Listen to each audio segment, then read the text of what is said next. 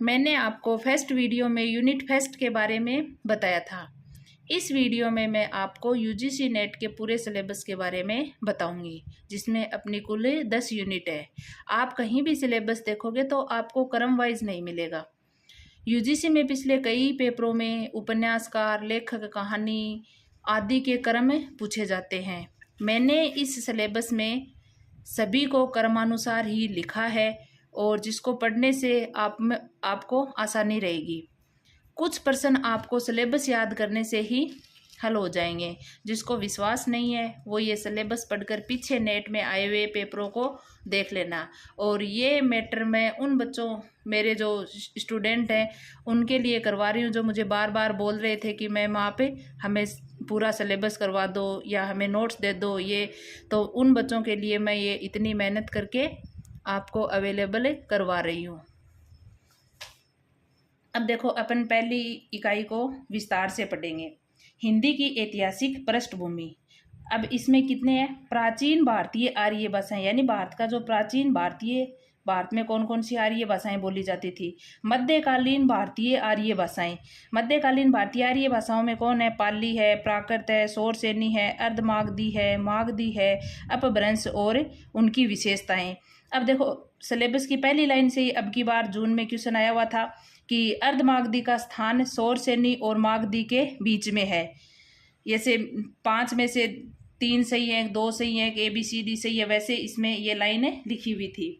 अपभ्रंश, अवहट और पुरानी हिंदी का संबंध, यानी इन तीनों में क्या संबंध है। फिर है आधुनिक भारतीय आर्य भाषाएं और उनका वर्गीकरण, यानी आधुनिक भारत में कौन कौन सी आर्य भाषाएं बोली जाती हैं, कहाँ कहाँ बोली जाती है, उसका वर्गीकरण। फिर है हिंदी का भौगोलिक विस्तार।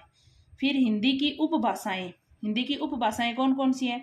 पश्चिमी हिंदी है, पूर्वी हिंदी है, राजस्थानी है, बिहारी है तथा पहाड़ी और उनकी बोलियां, यानी ये कौन कौन सी भाषाएं हैं और इसमें उनके अंदर कौन कौन सी बोलियां हैं। फिर है खड़ी बोली, ब्रज और अवधि की विशेषताएं। खड़ी बोली की, ब्रज की, अवधि की आपको विशेषताएं भी याद करनी है। हिंदी के विविध रूप, यानी हिंदी, उर्दू, दक्षिणी, हिंदुस्तानी, इनके रूप कौन कौन कौन से हैं। हिंदी का भाषिक स्वरूप, हिंदी की स्वर्णिम व्यवस्था। स्वर्णिम के कितने भेद होते हैं? खंडे और खंडेतर 2 भेद होते हैं, ये इसमें दिए हुए हैं। हिंदी ध्वनियों के वर्गीकरण का आधार, यानी हिंदी ध्वनियों का वर्गीकरण कंठ है, मूर्धन्य, वैसे उन सबको याद करना है। हिंदी शब्द रचना, इसमें देखो क्या, उपसर्ग है, प्रत्यय है, समास है, हिंदी की रूप रचना है, लिंग है, वचन है, कारक है, समास व्यवस्था के संदर्भ में संज्ञा, सर्वनाम, विशेषण, क्रिया, रूप, हिंदी वाक्य, वाक्य विचार, हिंदी भाषा प्रयोग के विविध रूप, बोली, मानक बोली, राजभाषा, राष्ट्रभाषा और संपर्क भाषा। फिर है संचार माध्यम और हिंदी, कंप्यूटर और हिंदी, हिंदी की संवैधानिक स्थिति। फिर देवनागरी लिपि। देवनागरी लिपि में क्या है? देवनागरी लिपि की विशेषताएं और मानकीकरण। ये अपनी फर्स्ट इकाई पूरी विस्तार से है। अब देखो, दूसरी इकाई बहुत बड़ी इकाई है अपनी, इसका सिलेबस बहुत बड़ा है। हिंदी साहित्य का इतिहास, हिंदी साहित्य इतिहास दर्शन, हिंदी साहित्य के इतिहास दर्शन की पद्धतियां, कौन कौन सी पद्धतियां। फिर हिंदी साहित्य का काल विभाजन और उनका नामकरण। फिर आदिकाल की विशेषताएं, साहित्यिक प्रवृत्तियां, रासो साहित्य, आदिकालीन हिंदी का जैन साहित्य, सिद्ध साहित्य, नाथ साहित्य, अमीर खुसरो की हिंदी कविता, विद्यापति और उनकी पदावली तथा लौकिक साहित्य। फिर 2 नंबर पे है भक्ति काल। अब देखो, भक्ति काल में क्या है? भक्ति आंदोलन के उदय के सामाजिक और सांस्कृतिक कारण, यानी भक्ति आंदोलन जो उदय हुआ उसके सामाजिक कारण और सांस्कृतिक कारण कौन कौन से हैं। फिर है भक्ति आंदोलन का अखिल भारतीय स्वरूप और उसका अंत और प्रादेशिक वैशिष्ट्य। फिर है भक्ति काव्य की सामाजिक सांस्कृतिक पृष्ठभूमि और आलवार संत। फिर है भक्ति काव्य के प्रमुख संप्रदाय, यानी भक्ति काव्य में कौन कौन से संप्रदाय चले थे, द्वैतवाद है, द्वैतवाद वो, और उनका वैचारिक आधार। फिर निर्गुण और सगुण कवि और उनका काव्य। फिर रीतिकाल, फिर रीतिकाल की क्या है? सामाजिक सांस्कृतिक पृष्ठभूमि।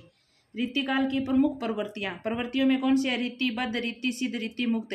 जो बच्चे मुझसे पढ़े हुए हैं ना, उनको तो ये पूरा का पूरा याद है कि रीतिबद्ध में कौन से आते हैं, सूत्र से बताए हुए हैं। रीति सिद्ध के कौन से हैं, वो भी सूत्र से बताए हुए हैं। रीति मुक्त के भी सूत्र से हैं।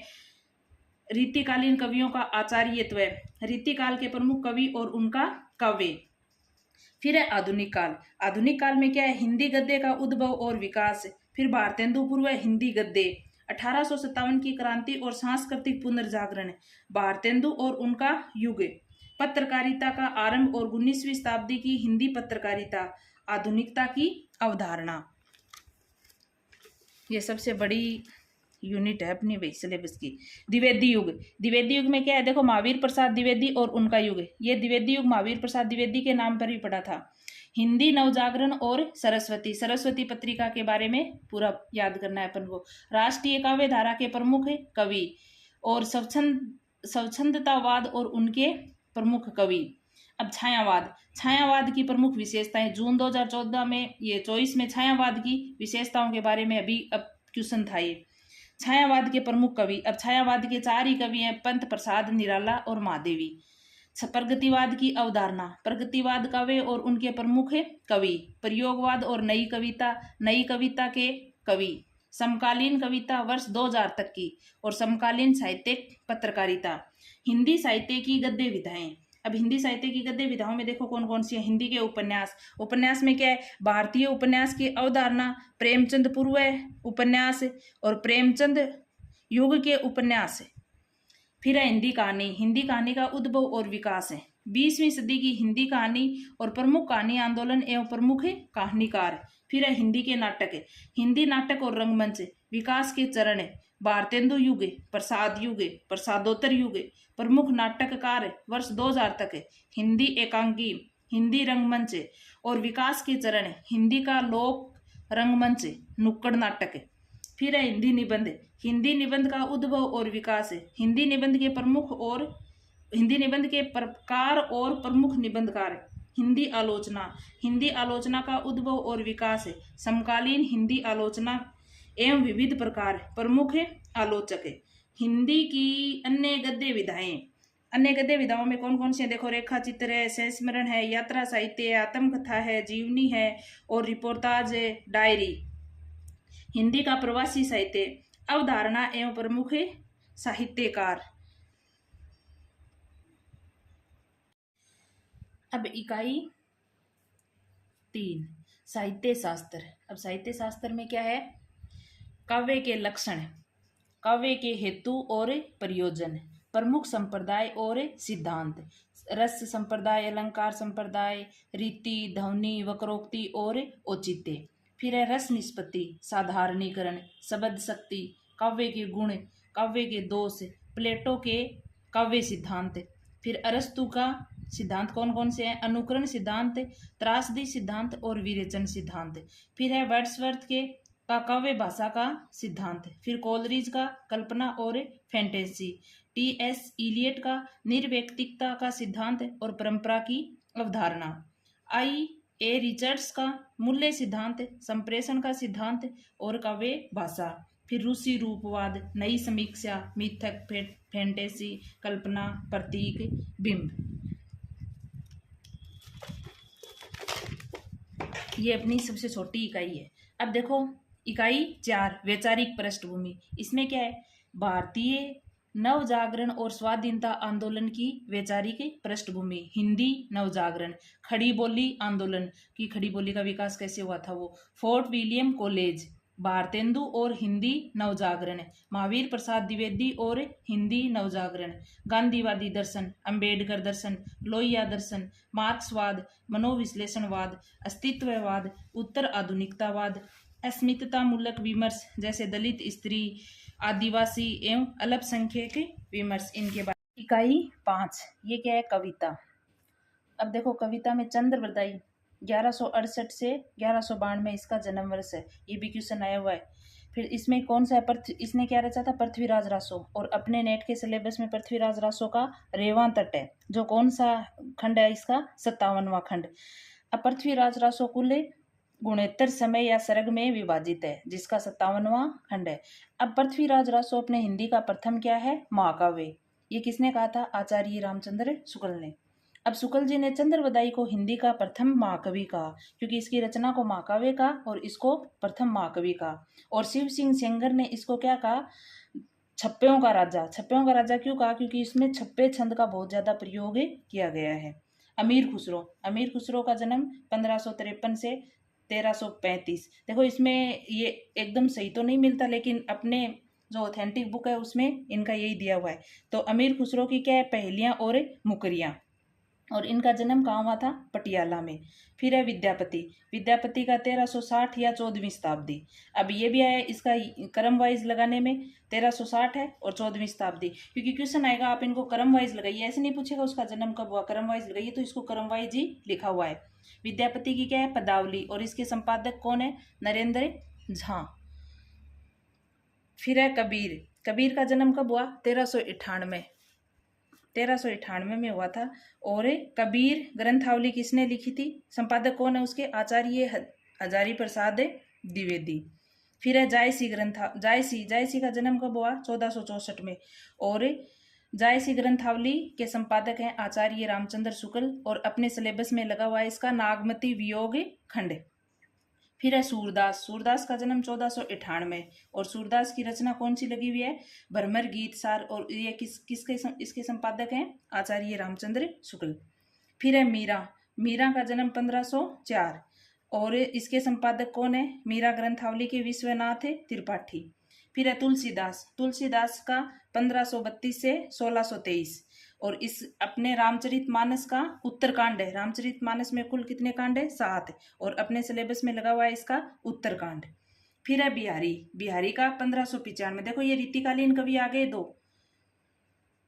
बिहारी का जन्म कब हुआ? 1595 में, और रचना कौन सी है? बिहारी सतसई। फिर है गणानंद का 1689 में, और गणानंद के क्या लगे हुए हैं? कविते, और उसके संपादक कौन है? विश्वनाथ त्रिपाठी। अब दो कवि रीतिकाल के आगे। अब देखो अपन जैसे कॉमन सेंस से भी इन प्रश्नों को कर सकते हैं। कैसे कि पहले आदिकाल आता है, फिर भक्तिकाल, फिर रीतिकाल। फिर है अयोध्या सिंह उपाध्याय हरिओद। इनका जन्म कब हुआ? 1865, और इसकी रचना कौन सी लगी हुई है? अपने प्रिय प्रवास। प्रिय प्रवास कब रची गई थी? 1914 में। फिर है मैथिली शरण गुप्त। मैथिली शरण गुप्त का जन्म 1886 में। इसकी दो रचनाएं लगी हुई हैं, एक तो अपने भारत भारती जो 1912 में लगी ये प्रकाशित हुई थी, और एक साकेत 1931 में। और साकेत का कौन सा सर्ग लगा हुआ है? अपने नवम सर्ग। और इनसे साकेत में कुल कितने सर्ग हैं? 12 सर्ग हैं, जिसमें से नवम सर्ग अपने पाठ्यक्रम में है। फिर है अब देखो छायावाद के कवि। छायावाद के कवि में आ गए जयशंकर प्रसाद। जयशंकर प्रसाद का जन्म 1889, और इनकी दो रचनाएं आंसू। आंसू कब है? 1925 में। अपन वैसे भी करते हैं तब क्या बोलते हैं? आंसू पढ़ते हैं, पढ़ना यानी 25 से। और कामायनी का 35, और 1935 और 36 माना जाता है। 35 भी मानते हैं, कहीं कहीं 36 भी मानते हैं। और कामायनी में सर्ग कितने हैं? 15 सर्ग हैं। देखो 35 और 5 ऐसे याद रख लेना, क्योंकि वहां पर याद सब कुछ होता है लेकिन अपन कंफ्यूज हो जाते हैं। तो 35 में भी 5 आ रहा है लास्ट में, इसमें भी 5 आ रहा है। और कामायनी के कुल कितने? 15 सर्गों में से अपने कितने लगे हुए हैं? सरदा और ईडा। सरदा कौन सा सर्ग है? 3 नंबर का, और ईडा कौन सा है? 9 नंबर का।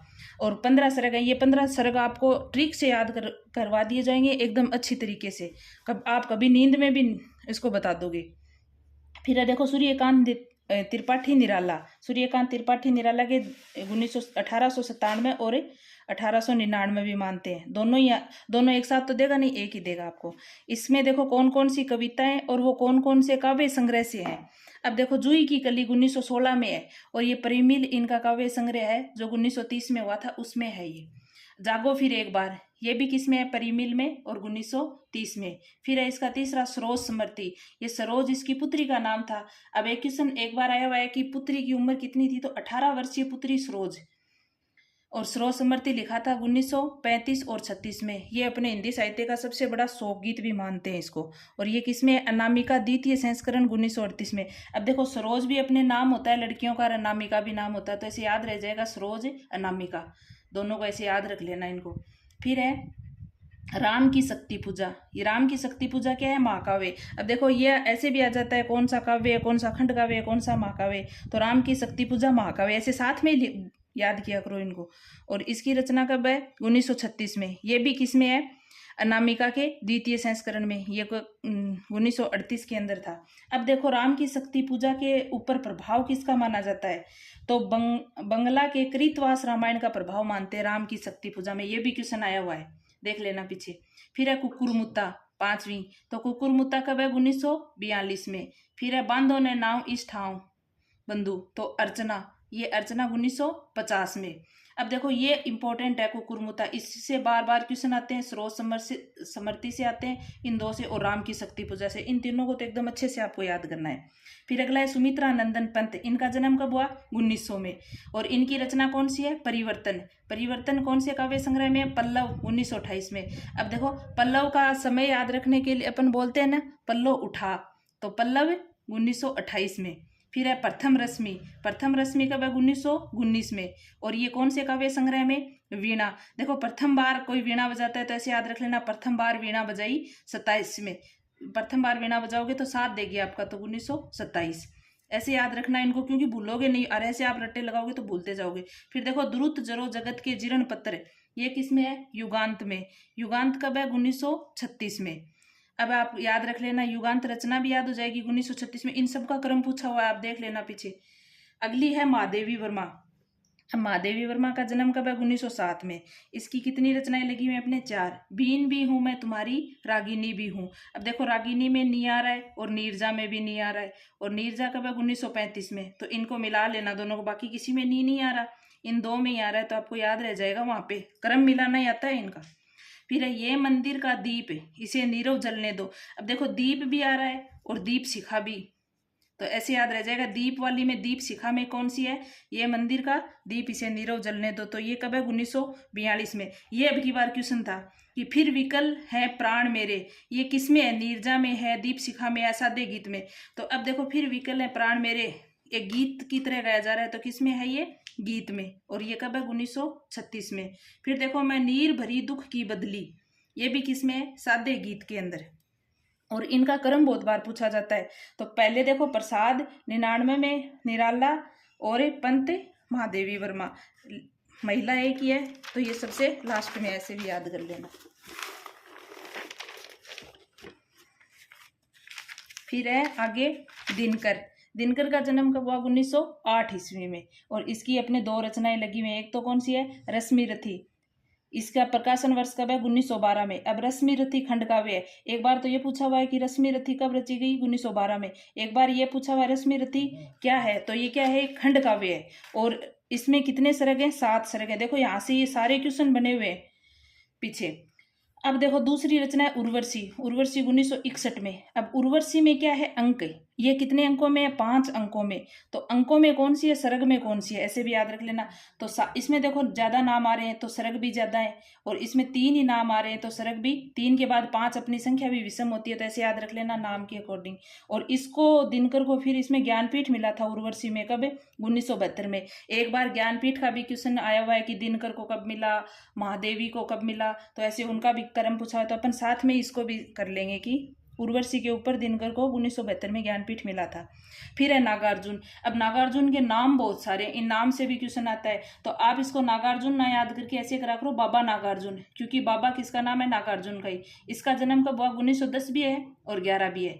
और आधुनिक हिंदी का कबीर बोलते हैं इसको, और अपने प्रगतिवाद का शलाघ्य पुरुष। अब आगे देखो ये कौन से काल में आ गया, प्रगतिवाद में। पीछे वाले वो किस में थे, चारों के चारों छायावाद में। अब देखो इसको राजनीतिक कवि बोलते हैं। इसका मूल नाम क्या था, वैद्यनाथ मिश्र था, और बचपन का नाम इसका ढक्कन मिसिर था, क्योंकि इसको ढक्कन के नाम से भी बोलते थे। और ये क्वेश्चन आया हुआ एक बार कि संस्कृत और मैथिली में नागार्जुन किस नाम से लिखते थे, तो यात्री उपनाम से लिखते थे। और ये इसमें संस्कृत और मैथिली में इसने मैथिली भाषा में एक अपना पत्र लिखा था, क्या पत्र, हीन नगन गाछ, और इसमें कुल 52 रचनाएं लिखी थी इसकी। अब देखो इसकी कितनी कविताएं, 6 कविताएं लगी हुई हैं, किसकी, बाबा नागार्जुन की। कालिदास, सतरंगे पंखों वाली 1959 में। अकाल और उसके बाद, ये भी किसमें है, सतरंगे पंखों वाली में। ये कब है, 1959 में। ये पूछी हुई है कब कब आई हुई है। फिर है खुरदरे पैर, ये भी सतरंगे पंखों वाली में है। फिर मनुष्य हूँ, किसमें है, युग धारा में। देखो मनुष्य का युग चलता है, तो ऐसे याद रख लेना, मनुष्य है युग में, तो 1953 में। बादल को गिरते देखा है, ये भी युग धारा में, क्योंकि बादल भी युग के हिसाब से आते हैं। और फिर शासन की बंदूक, बंदूक का रचना काल पूछा हुआ एक बार, तो कब है 1966। और है किसमें ये 1900 ये युग धारा में ही है। तो 3 तो सतरंगे पंखों वाली में, 3 युग धारा में है। अब शासन की बंदूक किसमें है, दोहा छंद में। ये भी क्वेश्चन आया हुआ है कि शासन की बंदूक कौन से छंद में रची गई है, तो दोहा छंद में। और ऐसे याद रख लो बंदूक दो, तो ऐसे याद रह जाएगा दोहा छंद।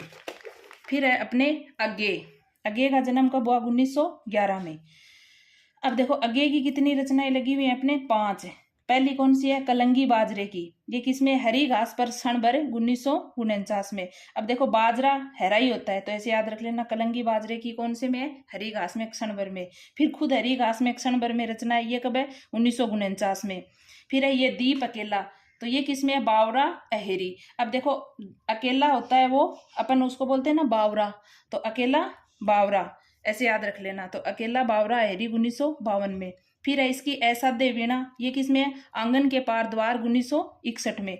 अब देखो ए के बाद क्या आता है, आ, तो ये कौन से में, ऐसे याद रख लेना। इनको ऐसे याद करोगे ना तो कभी नहीं भूलोगे, चाहे कभी भी आपके सामने क्वेश्चन आ जाए और ऐसे रट्टे लगाओगे तो याद नहीं रहेगा। ये सारी रचनाओं के क्रम पूछे हुए हैं पीछे के क्वेश्चनों में, देखना आप।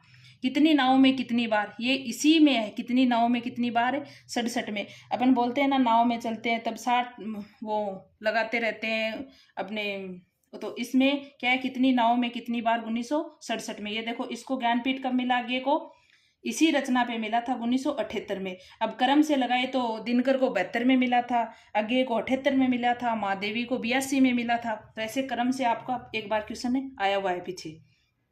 फिर अगले अपने कवि हैं भवानी प्रसाद मिश्र। इनका जन्म कब हुआ 1913 में। और भवानी प्रसाद मिश्र कौन से सप्तक के कवि हैं, दूसरे सप्तक के। अपने हिंदी साहित्य में 4 सप्तक हुए थे और इनको अलग अलग से आपको ट्रिक से याद करवाऊंगी बहुत अच्छे से। तो महावीर प्रसाद द्विवेदी कौन से के, भवानी प्रसाद मिश्र कौन से के हैं, दूसरे सप्तक के कवि। और इनकी 2 रचनाएं लगी हुई हैं अपने गीत फरोश, ये गीत फरोश 1953 में ही है। एक सतपुड़ा के जंगल है, और सतपुड़ा के जंगल भी किसमें है, गीत फरोश में ही। अगला है गजानन माधव मुक्तिबोध। अब अपन आगे पूरा नाम नहीं बोलेंगे, बस मुक्तिबोध ही बोलेंगे। वैसे तो आपके ये सिलेबस भी है और शॉर्ट नोट्स भी हैं। तो मुक्तिबोध का जन्म कब हुआ 1917 में। और ये जो जितने करवा रही हूँ ना, सारे के जन्म पूछे हुए हैं, देख लेना आप पीछे। तो मुक्तिबोध क्या है, भूल गलती। जो अपन से कोई भूल हो जाती है या गलती हो जाती है तो अपन कहते हैं ना उसको मुक्त करो, तो मुक्तिबोध से ऐसे याद रख लेना, भूल गलती। और ये है किसमें, चांद का मुंह टेढ़ा, चांद का मुंह टेढ़ा। और देखो रचना का समय 64 में। अपन बोलते हैं ना चांद का मुंह टेढ़ा चोखा, तो ऐसे याद रख लेना 64। फिर है ब्रह्म राक्षस, ब्रह्म राक्षस भी किसकी है, चांद का मुंह टेढ़ा। और अंधेरे में भी किसकी है, चांद का मुंह टेढ़ा। तो आपको याद रखने के लिए मुक्तिबोध की जितनी भी रचनाएं है ना, वो किसका वे संग्रह में, चांद का मुंह टेढ़ा में ही है, और कोई है ही नहीं। तो चांद का मुंह, ये अंधेरे में कविता है ना, बहुत इंपॉर्टेंट है, इससे बार बार क्वेश्चन आए हुए हैं। अब देखो ये छपी किसमें थी, कल्पना पत्रिका में 1964 में छपी थी। और वहां अंधेरे में नाम से नहीं थी, ये आकाशदीप के नाम से छपी थी। वहां इस कविता का नाम क्या था, आकाशदीप के नाम से।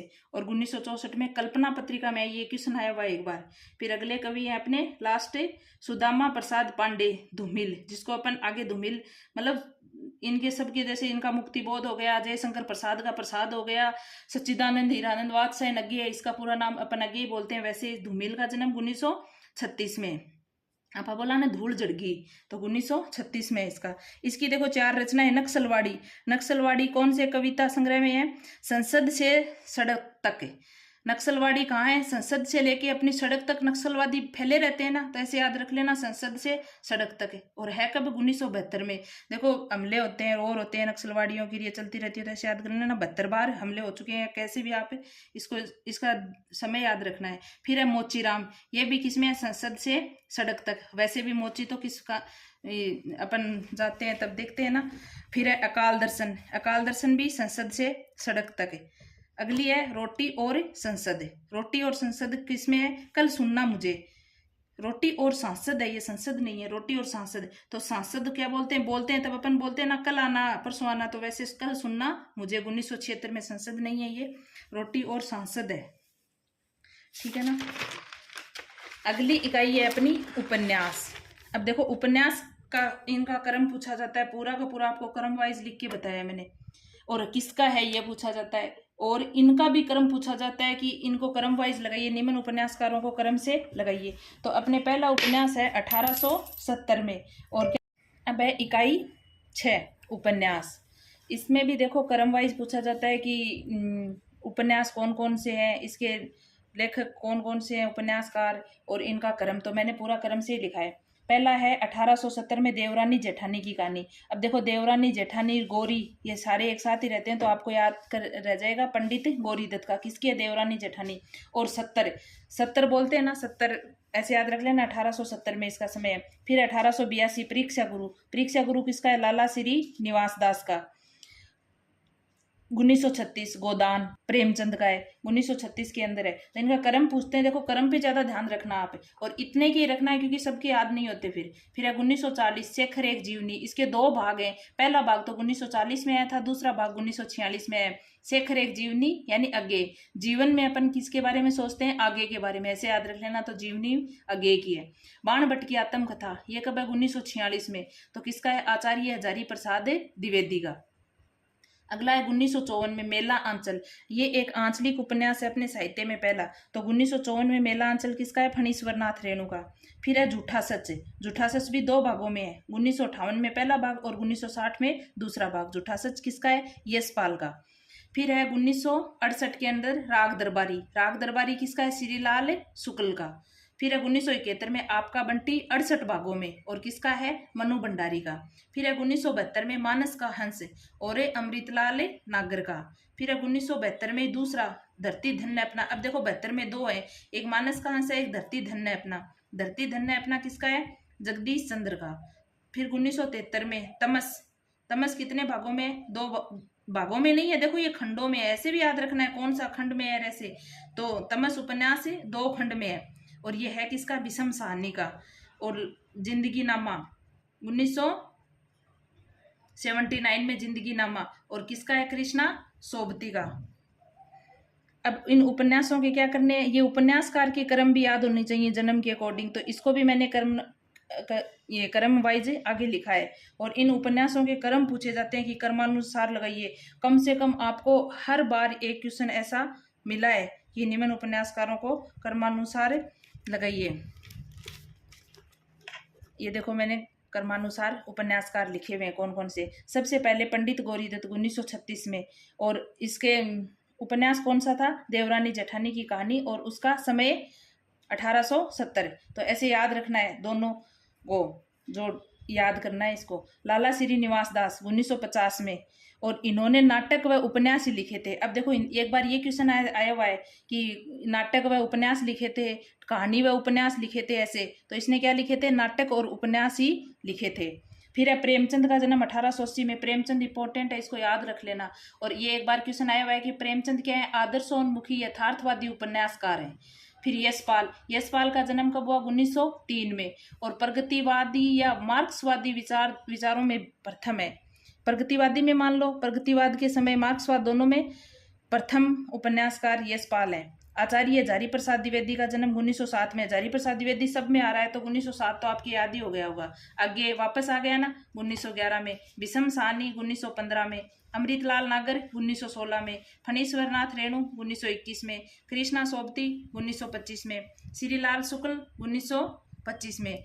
ये क्या है? राजनीतिक व्यंग्य आंचलिकता का मिश्रण। इसमें राजनीतिक के अंदर जो व्यंग्य किया गया आंचलिकता, दोनों का मिश्रण है, श्रीलाल शुक्ल में उपन्यासों में पाया जाता है। जगदीश चंद्र, इनका जन्म है 1930 में। प्रगतिवादी उपन्यासकार है ये। और मनु भंडारी 1931। अब देखो क्वेश्चन आता है निम्न में से प्रगतिवादी उपन्यासकार कौन से है? राजनीतिक व्यंग्य आंचलिकता का मिश्रण किसमें है? तो इस हिसाब से क्वेश्चन आते हैं, तो आगे ही आपको लिख दिए गए हैं। अगला है, अगली इकाई अपनी है हिंदी कहानी।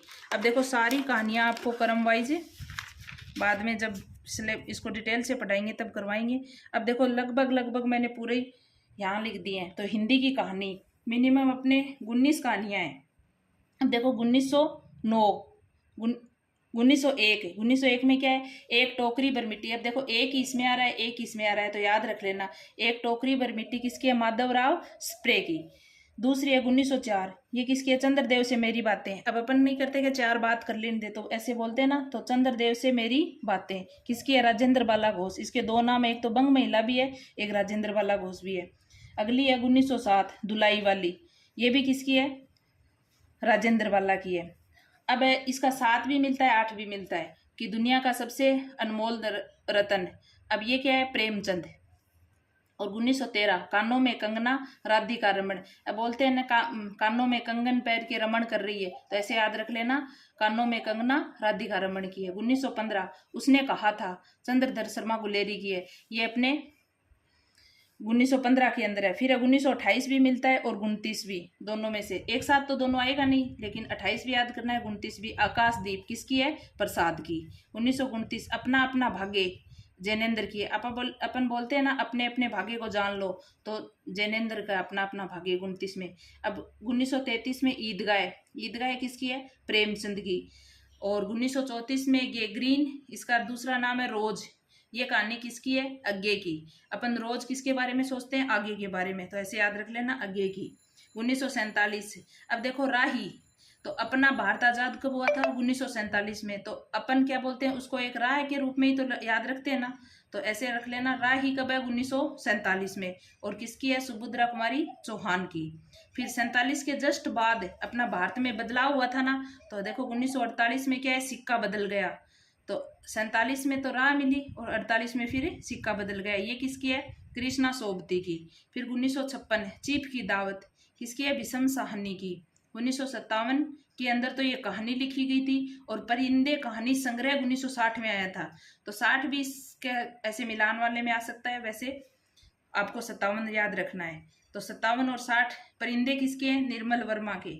और 1957 में भी मानते हैं इसको, और 58 में भी, राजा निर्बंसिया, ये कमलेश्वर की है। कोसी का गटवार शेखर जोशी, ये कब है, 57 में। अब देखो 1857 के, इसको एक बार, इसका समय तो 1957 ही है, लेकिन याद अपन कैसे रखेंगे कि कोसी अपने भारत को 1857 में कोस रहे थे ना अपन, जोश था ना अपन में, तो ये कैसे रखेंगे, कोसी जोशी 57, तो आपको याद रह जाएगा ये। फिर 1957 में लाल पान की बेगम किसकी है, फणीश्वर राथ है, रेणु की। फिर है अगली 1958 तीसरी कसम उर्फ मारे गए गुलफाम, ये भी किसकी है, रेणु की। फिर है पिता कब है, 1965, तो ऐसे याद रख लेना, पिता की उम्र 65 साल। और पिता अपन को क्या देते हैं, ज्ञान देते हैं, तो किस पिता कहानी के लेखक कौन है, ज्ञान रंजन। फिर है 1970 किसमें है, इंस्पेक्टर माता दिन चांद पर, और हरिशंकर परसाई, तो इसको याद कर लेना आप कि चांद पर 70 बार जाके आ गया चांद पर, अपन 70 प्लॉट ले लिए, ऐसे याद रख लेना आपको, तब हंसी हंसी में याद हो जाएगी। ये किसकी है, हरिशंकर परसाई की। 1971 और 73 ये किसकी है, अमृतसर आ गया, 71 भी मानते हैं इसका समय, 73 भी मानते हैं। अमृतसर आ गया किसकी है, भीषम साहनी की। अब देखो इनको कहानीकारों को भी क्रमानुसार लिखा गया आगे। अब जिसको विश्वास नहीं हो रहा ना भाई, वो पीछे के पेपर देख लेना, मेहनत तो करनी पड़ेगी आपको फिर देखने में।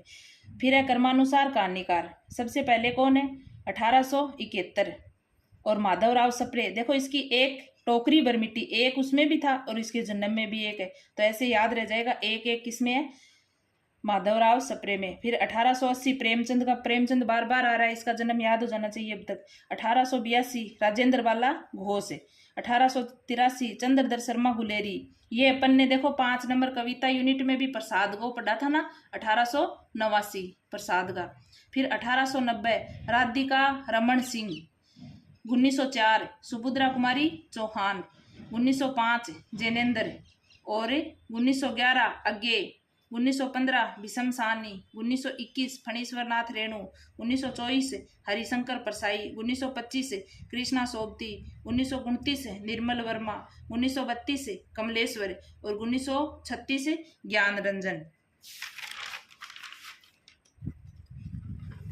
अब अपनी इकाई नंबर 8 हिंदी नाटक। अब ये सारे नाटक भी करवाए जाएंगे आपको बाद में डिटेल से। अब देखो इस नाटकों में से बहुत सारे क्वेश्चन तो इसी एक पन्ने में से ही है, अब मैं वो आपको दिखाऊंगी, देख लेना किस किस हिसाब से है। हिंदी नाटक है, हिंदी नाटक में भारत दुर्दशा। देखो भारतेंदु के 2 नाटक, ऐसे आपको थोड़ा सा माइंड में रखना चाहिए कि भारतेंदु के 2 हैं, प्रसाद के 3 ऐसे, तो 5 तो ऐसे याद हो गए। फिर मोहन राकेश के 2 हैं, 7 नाटक तो ऐसे याद हो गए। 14 बचे तो 7 हो गए और 7 ही बचे, फिर आपको 7 को ध्यान से देखना है, ऐसे कम करके पढ़ा करो ताकि दिमाग में वो बात रही। अब देखो भारत दुर्दशा नाटक कब लिखा गया, 1880 में।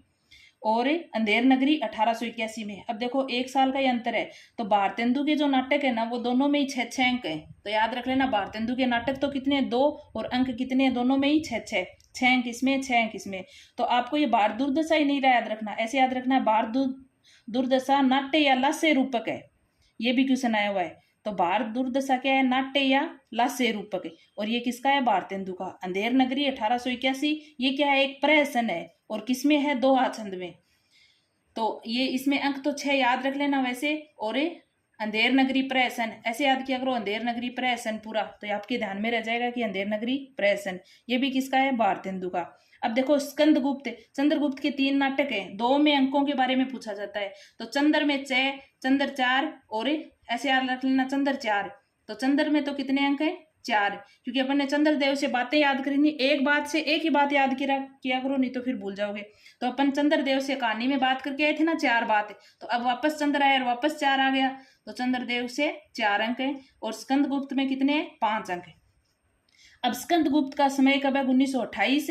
और ये क्या है, एक ऐतिहासिक नाटक है, ऐतिहासिक नाटक प्रसाद का। और चंद्रगुप्त 1931 में ये भी प्रसाद का है। और ध्रुव स्वामिनी क्या है, एक समस्या मूलक नाटक है। ध्रुव स्वामिनी कैसा है, समस्या मूलक नाटक। ये क्वेश्चन आया हुआ है कि ऐतिहासिक नाटक कौन सा है, समस्या मूलक कौन सा है, ये लोक नाट्य कौन सा है, नौटंकी शैली में कौन सा है, ऐसे मिलान वाला एक बार आया हुआ क्वेश्चन है।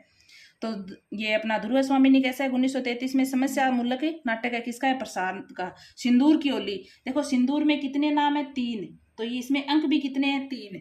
और 1934 में है, ये किसमें है, वैधव्य समस्या मूलक नाटक है।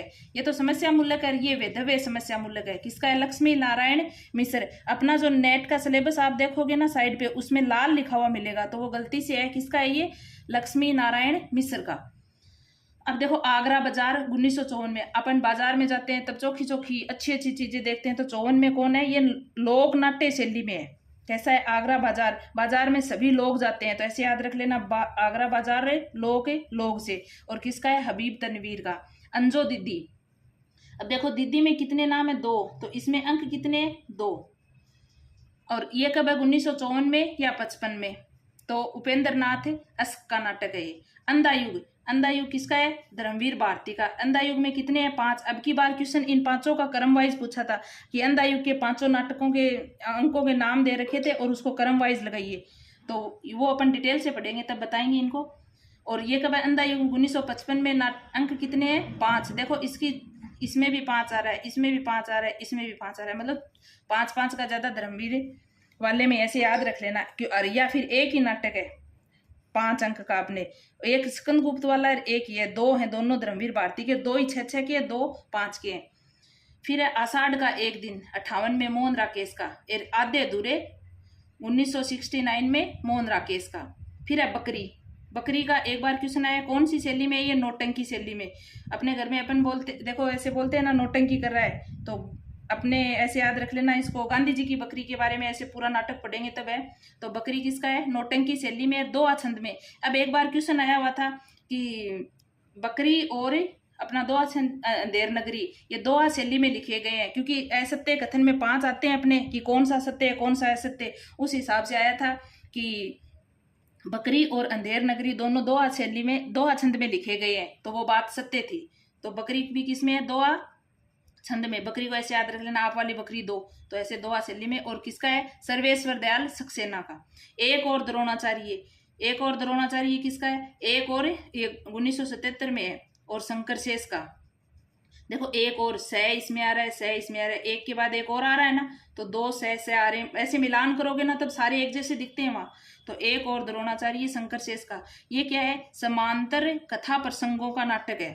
महाभोज 1982 में, महाभोज किसका है, मन्नू भंडारी का। और इसमें क्या बताया गया है, राजनीतिक स्वार्थ के लिए नैतिक पतन का चित्रण है, यानी राजनीतिक के अंदर स्वार्थ में उसने अपने नैतिकता का पतन हो जाता है। इस नाटक में पूरा पढ़ते हैं तब, तो राजनीतिक स्वार्थ के लिए नैतिकता का पतन।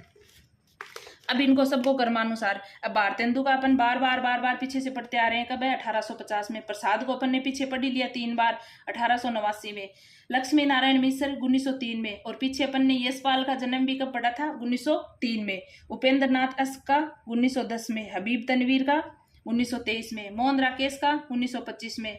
और धर्मवीर भारती का 1926 में, सक्सेना का 1927 में, मनु भंडारी का 1931 में, शंकर शेष का 33 में।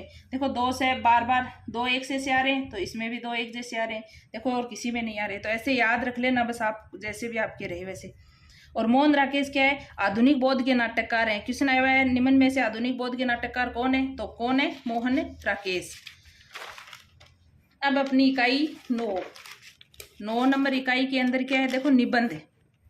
कितने निबंध लगे हुए हैं, 11 निबंध लगे हुए हैं अपने। अब भाई पहला कौन सा है, 1877 में दिल्ली दरबार दर्पण भारतेंदु का।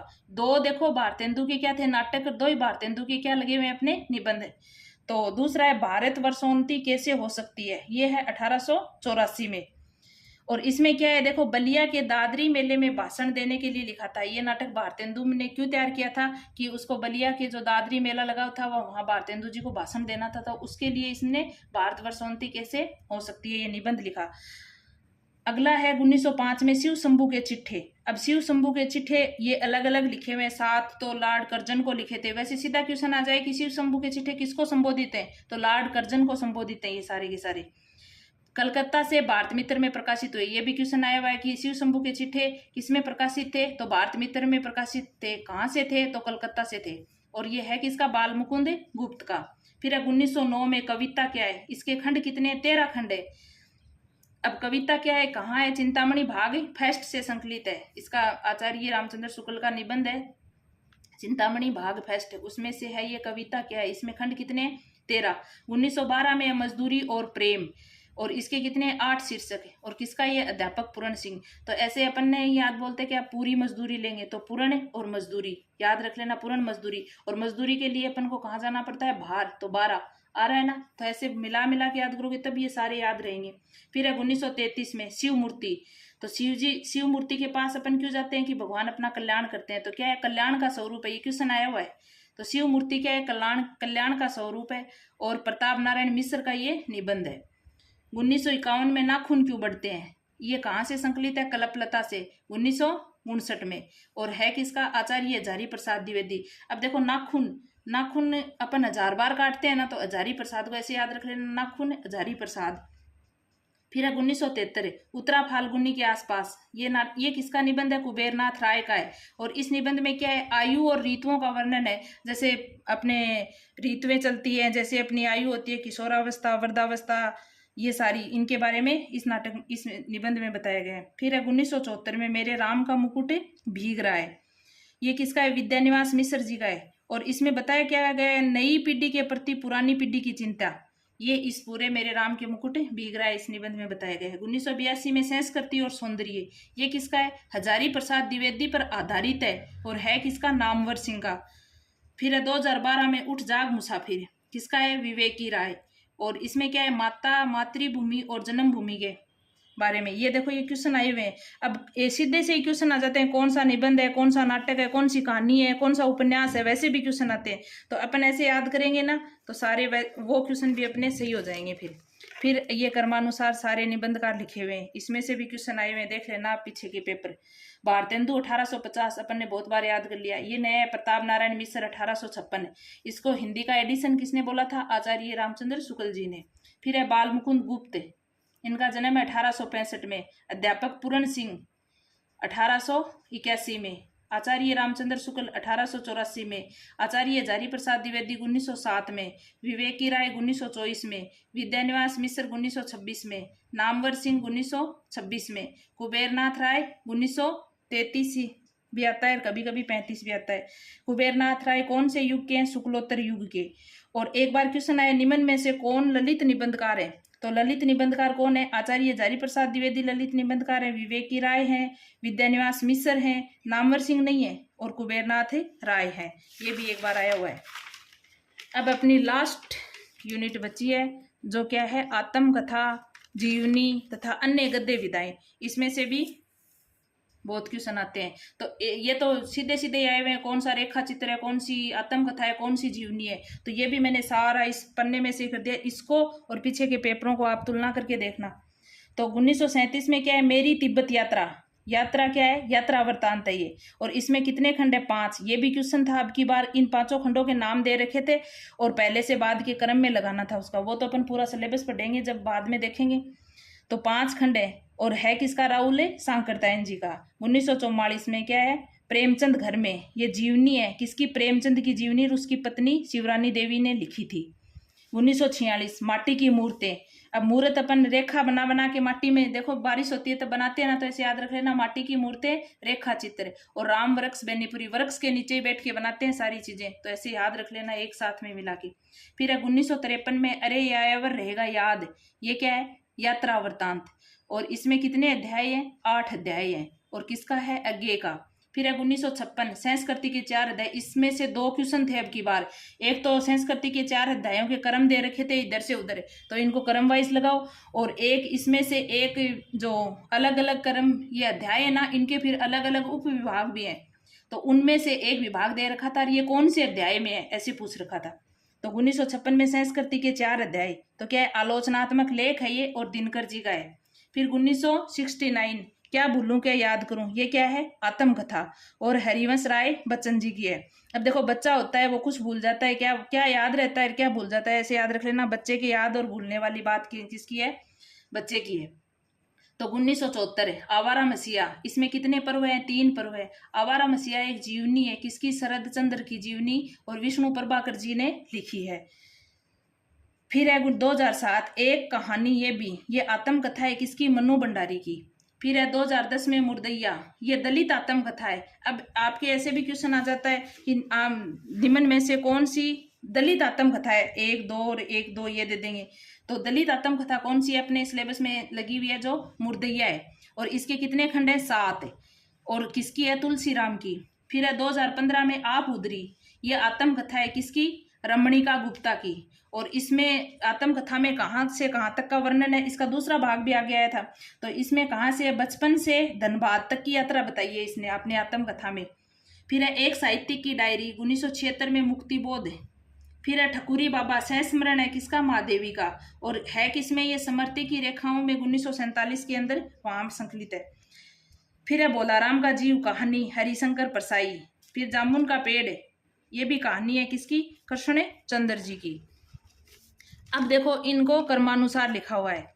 शिवरानी देवी 1889, 1993 राहुल सांकृत्यायन, 1999 रामकृष्ण बेनीपुरी, 2007 महादेवी वर्मा, 2007 हरिवंश राय बच्चन, 2007 नहीं 1907 महादेवी वर्मा, 1907 हरिवंश राय बच्चन, दोनों का सेम है। 1908 दिनकर, 1911 अज्ञे, 1912 विष्णु प्रभाकर, 1914 कृष्णचंद्र, 1917 मुक्ति बोध, इसका भी पूछा हुआ, ये अज्ञे का भी बहुत बार पूछा हुआ है, दिनकर का भी पूछा हुआ है। हरिशंकर परसाई 1924, 1930 में रमणिका गुप्ता, और 1931 में मनु भंडारी, और 1949 में तुलसी राम दलित साहित्यकार।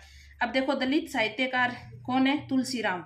अब आपको इन सब के नोट्स चाहिए तो आप मेरे को बता देना, कमेंट करना आपको कैसा लगा सिलेबस, इसके बारे में बताना, ताकि मैं आगे के आपको वीडियो ये पूरी चीज़ें डिटेल से भी पढ़ाऊँ, सबको शॉर्ट ट्रिक से याद कराऊँ, और सारी चीज़ों को आपको शॉर्ट करके बताऊँ, क्योंकि आप जितनी याद कर लोगे उससे आप मैचिंग वाले, मिलान वाले, वो सारे क्वेश्चन कर लोगे। अब इस सिलेबस से पीछे के पेपरों से तुलना करके आप देख लेना, और मेरे को कमेंट करके आप बता देना। Thank you.